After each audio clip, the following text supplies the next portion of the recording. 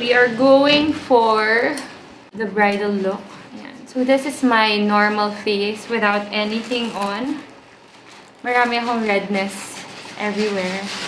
Nakakaloka. Dito talaga ako nag-explain. May vanity table here.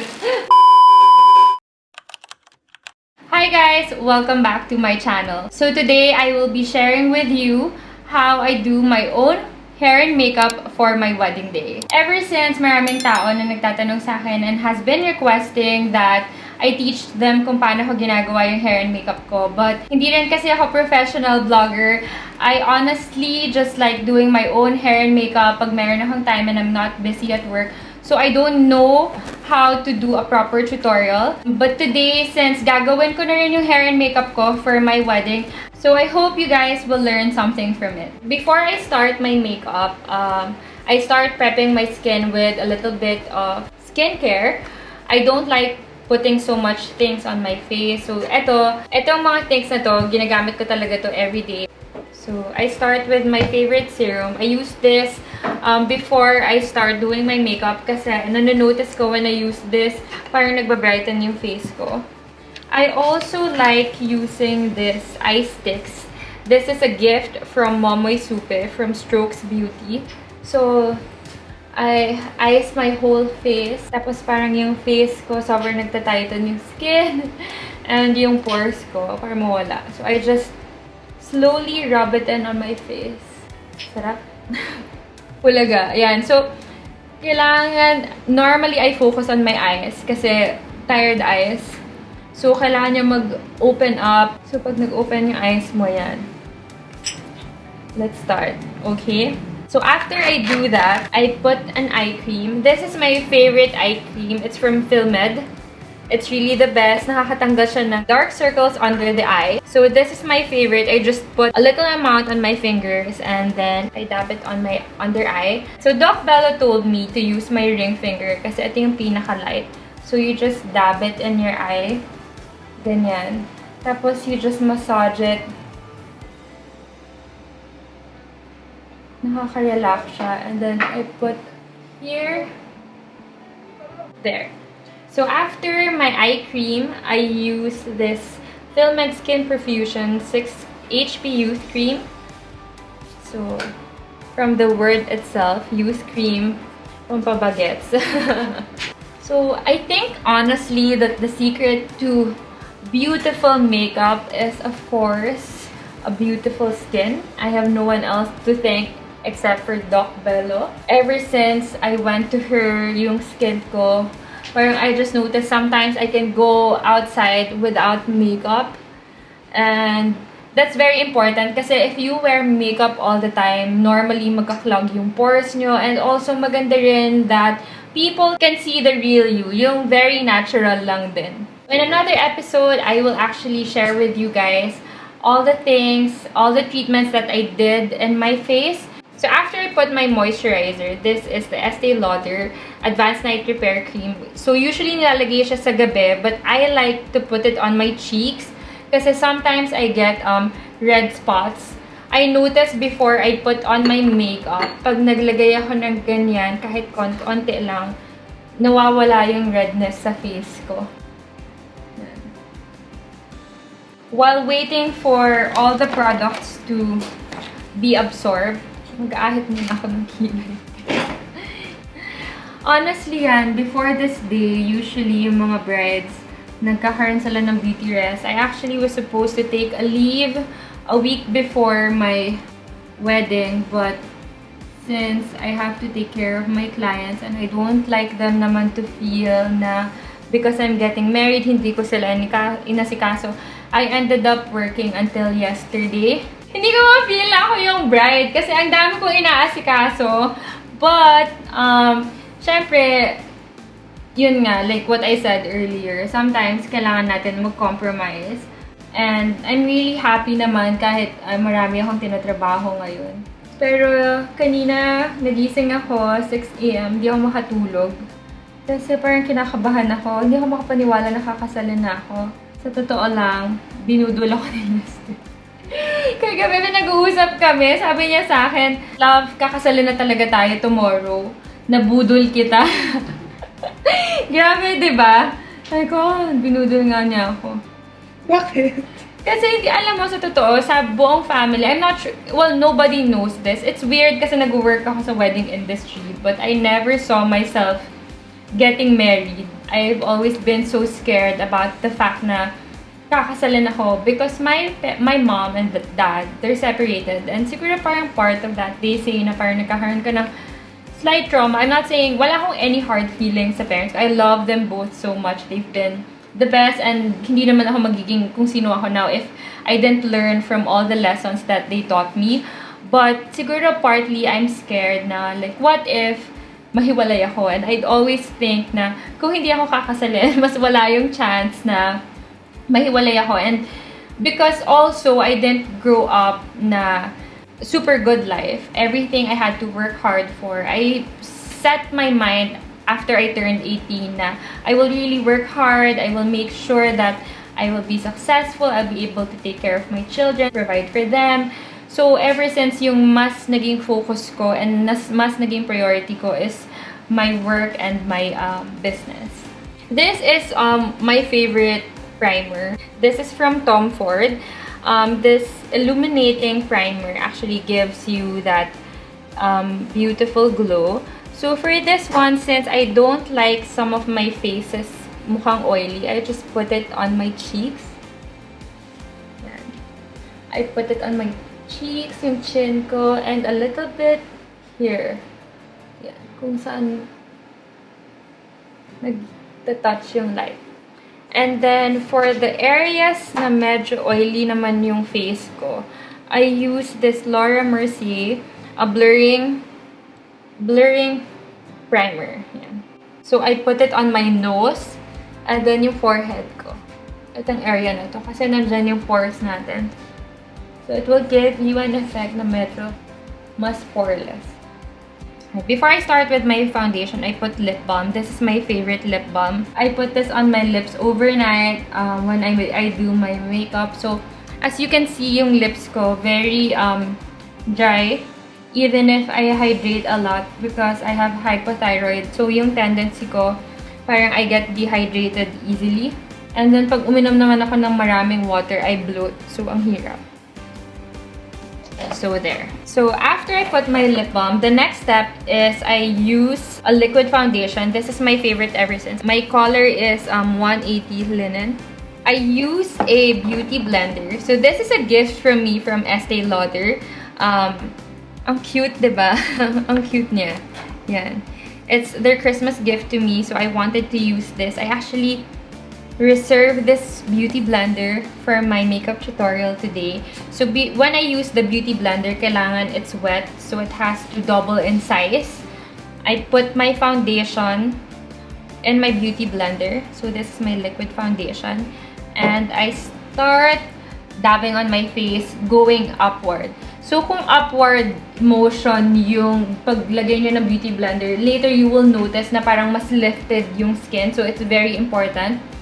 It's something that I learned from, wala lang, hit and miss, trial. But yeah, na-notice ko. Some people use a shade lighter and some a shade darker kung acidic sila. But me, I like to use a foundation that's really my skin tone because I like yung natural look. Some of you don't know, before I became a fashion designer, when I was 18, after I graduated college, I was a makeup artist for 2 years. I was a makeup artist for Makeup Forever. So, I really like doing makeup. Feeling ko parang it's like painting, but your face. Pero, I realized it's not for me because I don't like traveling so much from one place to the other. Nakakapagod. I mean, I have so much respect for makeup artists kasi like when you go on shoots, buong araw siya eh. Buong araw siya, hindi lang siya few hours pag na-makeupan mo na okay na. You have to stay there, retouch, and ganyan. So, I realized that hindi siya for me. Kaya, I actually pursued what I studied in college and now I'm a fashion designer. So, what's good with this liquid foundation is you can actually layer it. You can see I have veins.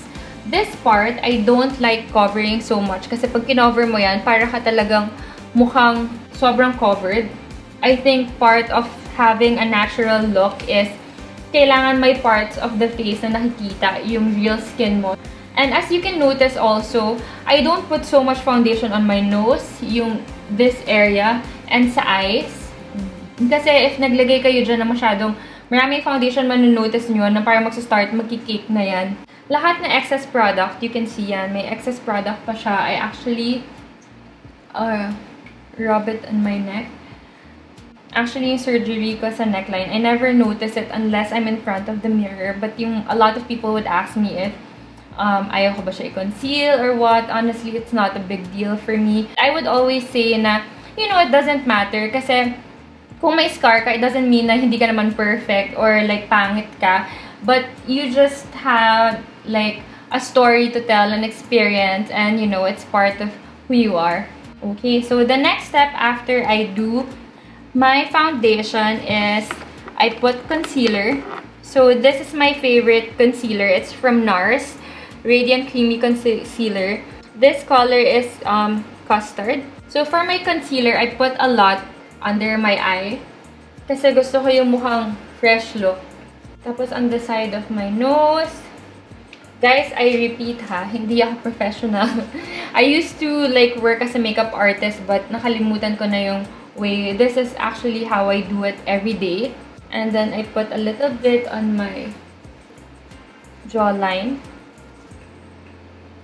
That's on my nose. And then a little bit on my forehead. Ready na ako magpakasal. Let's go see Lester. So there. The same way, you have to dab the concealer going upwards to give you a lifted face. So, dyan pa lang makikita mo na. Like, I'll do it pa. Yan. Yan o. Nakikita nyo ba? I'm not sure if you can see it, but there. You can see that it gives you an instant facelift. Hi! Hi, kids! Eto, ready na ako magpakasal. Ganyan? Ganyan ka na? Hi, guys. This is Kailangan maganda ka, ha? Yeah, so ganyan na. Gusto ko ganyan bridal look. Ayan, ganyan na ganyan. Maganda na. Tara, Veil na lang. Akin na yung bouquet. I'm not sure if you can see it, but if you actually just dab the concealer going up, ayan na, nagkaka-contour na siya agad. Without using contour stick yet. So, it's very important to always dab upwards. Actually, si Lester, hindi pa niya nakikita yung wedding gown ko. But he has seen me in a lot of wedding gowns. Since last year, nung nag-engage kami, I started fitting gowns na galing sa collection ko. So, people would ask me na, oh, Pat, okay lang ba yun na nakita ka na niya naka-wedding gown? Kasi di ba yung parang pamahiin na dapat hindi ka niya makita ng wedding gown. But I think modern day na. And it's not just about the dress. Yung moment na sinuot mo yung dress mo on that wedding day, that's what makes it special. It's just more about the feeling, siguro. Yung dress is just an addition to it. So the next step is I actually set my concealer with powder. So the first thing that I set is actually just my under eye area. It feels light on my skin and also it gives me that extra glow. Yan, lagay ko lang siya under my eye. And then while I'm baking that part in my eye, I put contour. So this is Studio Fix Perfecting Stick in shade NW40. This is from MAC. I just dab a little bit on my nose. So yung nose ko, I don't like na lalagyan ko lahat kasi ibang lilinyahan. But kasi feeling ko pag ganun, sobrang strong. I put a little bit here. Tapos, here, in my eye, sa my crease. Kasi feeling ko pag naglalagay ako dyan, mas deep set. Under my lip, my jawline. Here. And here. So, if you put a lot on your forehead area, it makes your face look smaller. So, dyan marami ako nilalagay. Pangdaya. I used my beauty blender. Yung first decision namin was to postpone the wedding till 2022. But we realized, sobrang tagal na pala niya from the day we got engaged. And a lot of people were telling us na hindi pala daw masyado maganda yung super long engagement. Kasi if we postpone it till next year, parang 3 years na kami engaged. During the time that we were planning, actually, we were fighting a lot. I'm not sure if yung ibang brides, I want to share this kasi I want to show others also na parang it can happen. Like, we were fighting a lot kasi parang, because designer ako, feeling ko there's an expectation that I have to follow. So, yun yung nakaka-pressure eh. Kasi parang feeling ko, hindi pwede simple, hindi pwede ganito. Tapos parang may time na nakalimutan ko na this wedding is actually, should be just about us. What we are as a couple. Na yung celebration namin, dalawa, more than, okay lang kaya to? Would they be happy? Would they think it's beautiful? So parang na-stuck ako at some point in thinking na I should make sure na it's beautiful for others. And then, later on, I realized nung nakapag-focus kami sa amin dalawa lang nung nag-ECQ is, we just want this whole wedding to be more about the celebration of us getting married. After I put my contour, what I do is I set my whole face. So, I put it here. A little bit on my nose. Actually, kagabi pa ako umiiyak kasi oo nga eh, actually, sabi nila sa akin na parang yung mom ko, nakita ko siya kanina. Tapos parang sinabi niya, this is the last day na Santos ka. Oh my God, naiyak na naman ako. Pero I'm looking forward to a new life with Lester na parang it's like starting all over. While I'm baking my face, I like to do my eyebrows first before I do my eyeshadow. A lot of people ask me how I do my brows or they tell me na parang ano yung ginagamit ko when I do my brows. Kasi lagi siyang maayos. First, I'm blessed kasi makapal talaga yung kilay ko to begin with. Before you do your brows, kailangan i-brush nyo muna siya to get the shape. I use this K palette. Yan, nakita mo. Gamit na rin siya. Una, corners lang. To get the shape of the brows. And then I use this MAC brow pencil. In-outline ko lang yung eyebrows ko. Hindi pa yan yung pinaka-shape niya. But so I do that para lang I can start with my shadow. This is my favorite eyeshadow palette. It's from Dior.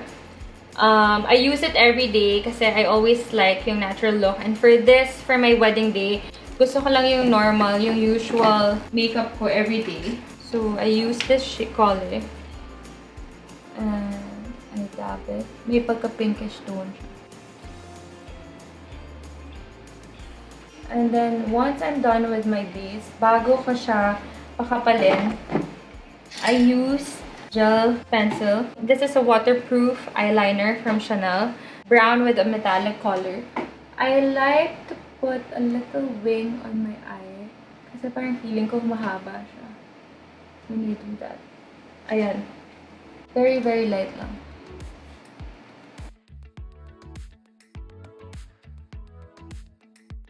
I just put here sa crease para magmukhang deep set yung eyes ko. And I blend it outwards. So, I use the eyeliner as a guide. So, gayahin natin yung kabilang side. There. There you have it. Eyeliner ko. Diba? Maganda ba?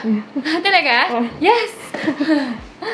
And then, normally yan, lahat ng extra products, I blend it. Parang paint, you know, pag nagpe-painting ka, parang sayang yung paint sa brush.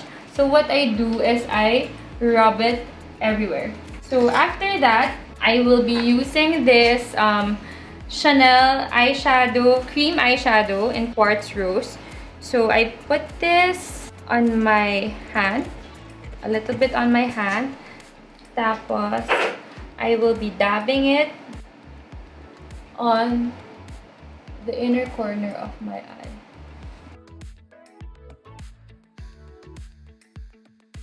The next thing I will do while waiting, before putting my blush, is I curl my lashes. And then, I will start putting on my blush. So, for today's blush, this is my favorite blush contour palette, Chic palette. It's from NARS. I use my blush brush from NARS also. I'll dab a little here. Wait, nasobrahan. So, first, I blend it outwards. Ganyan. And then, yung next is I use this thinner blush brush. Tapos, I dab a little. Ganyan. So, after that, I actually brush off all the excess powder on my face para mag-blend yung blush. For a more flawless finish, I actually use this. This is my favorite. This is from MAC. It's Studio Fix NC35. So when I use this, I actually put it upward motions pa rin. So I put on my neck. Also, put shimmer sa my corner ng eyes ko. At first, we didn't really think that we would be together. Tsaka inisip namin na baka parang it's too soon kasi kakagaling ko lang sa relationship. So we actually tried to control ourselves na sabi niya wag daw muna kami magkita kasi ayaw daw niya maging rebound and all. But syempre hindi namin napigilan yung self namin. We started seeing each other, and nung nag-date kami few times, I went to my sisters and I told them that I think I just met the guy na I'm going to marry. I just had this feeling na siya na yung taong papakasalan ko. And yung sister ko, like sabi nila, hindi yung totoo kasi I'm always like that. Nasasabihin ko, papakasalan ko, pero wala naman. So, lagi mo sinasabi yun? Or? Hindi. Actually, funny nga ba't sinabi nila yun? Kasi first time ko lang yun ever sinabi na si Lester na yung papakasalan ko nung sinabi ko yun. But they just think na it was so soon and baka in denial ako na may heartache ako. So, baka parang yung way ko to actually deal with that is to date someone new. But hindi. I just felt na siya na talaga yun. Dahil sa personality or? I'm not sure if yung ibang tao nangyari na din sa kanila. Ayun, parang na-meet mo yung person na you just have this strong connection with. And yung happiness, yung feeling ko with him was, I've never felt so at peace and relaxed and really happy. Parang nawala yung buong world, tas kayo na lang yung naiwan dalawa. Tas parang, ang cheesy. Pero totoo talaga yon. Parang may ganun akong feeling with him. Tapos, I just feel safe. I feel na he will take care of me and siya yung tao na I wanna take care also. So, through the years, ang dami naming naging, ang daming challenges na nangyari sa amin together. Tapos, we just faced it together until today. We really got through everything. And now, we're getting married. So, just add a little bit of color. I use this Tom Ford palette. The blush, yung pink blush na. Syempre, bridal look tayo ngayon. I dab a little here sa may upper area ng eye ko. Para lang magka-color siya. Medyo mas maging Barbie. Yan. Gusto ko yung mukha ko manika. So, now, I do a really thin line. Nanginginig ako sa gutom. I make sure na super nipis lang. So, as you can see, I put an eyeliner. This is a liquid eyeliner sa left eye. Ito yung right. Parang nagmukhang makapal yung lashes ko on the left side. So, the technique to that, parang hindi siya mukhang eyeliner. Instead, it looks like your lashes is to make sure is super close niya to your eyelid. This is from Dupe. I bought this in Japan. Galing, no? Ano masasabi mo dyan? Pwede! So, you can see puffy sometimes kasi Asian eyes tayo. Medyo puffy tong area na to. To actually remove that puff, I use a darker shade of shadow. Pero isang dab lang.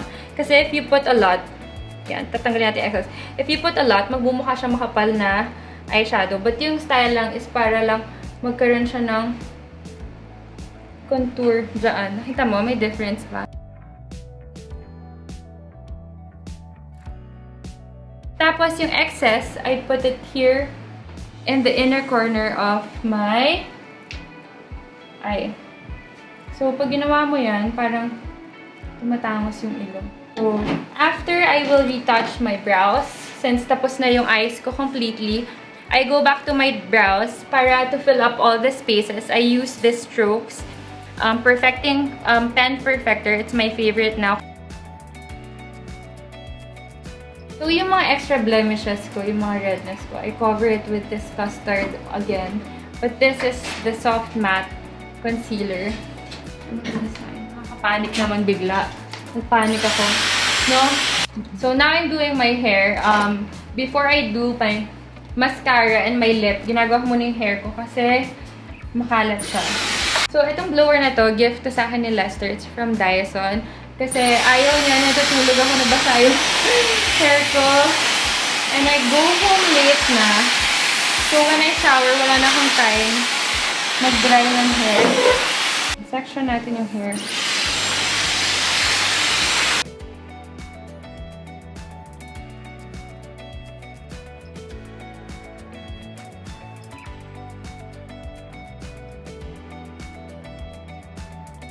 So now, quickly, I'll do my hair. So I'm going for natural beach waves. So, ayaw natin siyang kulutin ng sobra-sobra. I don't put any products on my hair kasi first, I'm naturally curly.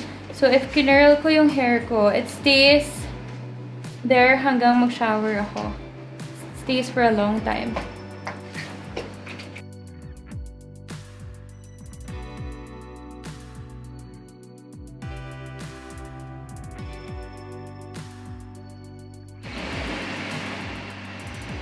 The last section of my hair.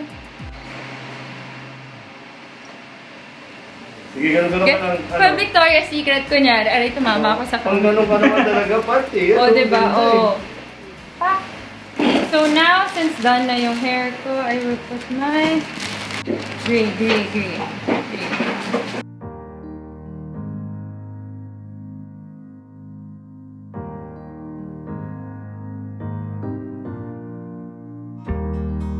To set my brows, I'm using this Tom Ford brow gel.